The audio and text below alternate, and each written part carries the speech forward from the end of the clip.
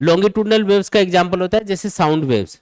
Sound waves longitudinal waves होती हैं क्योंकि इसमें मीडियम के पार्टिकल जिस डायरेक्शन में साउंड ट्रेवल करता है उस डायरेक्शन के अलोंग एसएचएम करते हैं, उस डायरेक्शन के अलोंग वाइब्रेशंस करते हैं, इसलिए इस टाइप की वेव्स को हम बोलते हैं लॉन्गिट्यूडनल वेव्स।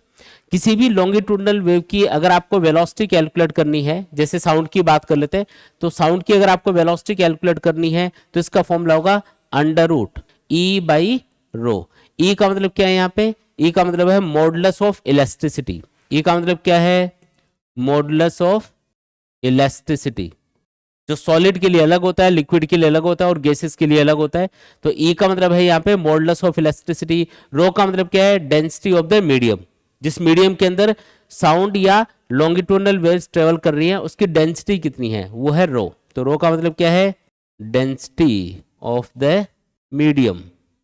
अब ये जो मॉडुलस ऑफ इलास्टिसिटी है ई, इसकी वैल्यू सॉलिड, लिक्विड और गैस तीनों के लिए अलग अलग होती है, और ई की जो वैल्यू है वो सबसे ज्यादा होती है सॉलिड्स के लिए।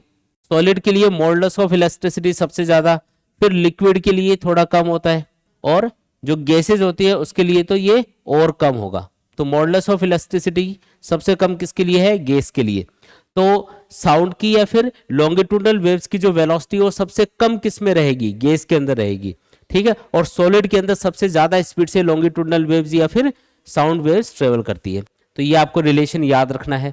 अब मैं इसको लगा के बताता हूं। जैसे मान लो सॉलिड के लिए अप्लाई कर रहे हो, तो velocity of sound in solid क्या होगा?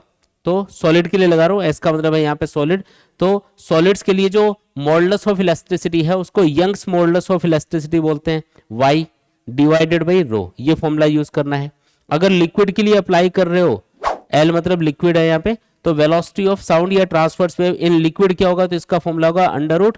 अब लिक्विड के लिए जो मॉडुलस ऑफ इलास्टिसिटी है उसको बल्क मॉडुलस ऑफ इलास्टिसिटी बोलते हैं, कैपिटल बी से इसको रिप्रेजेंट किया जाता है। तो इसका फॉर्मूला बन जाएगा velocity of longitudinal waves in liquid equal to under root of bulk modulus of elasticity divided by density of the liquid. और तीसरा है इसके अंदर कि अगर आपको वेलोसिटी कैलकुलेट करनी हो किसके अंदर? गैस के अंदर।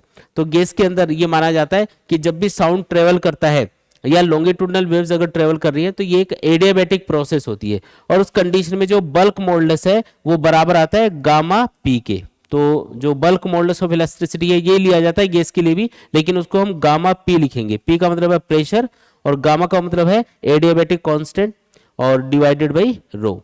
ये जो गामा है इसकी वैल्यू एयर के लिए आपको याद रखनी है, ये वैल्यू होती है 1.4 के बराबर।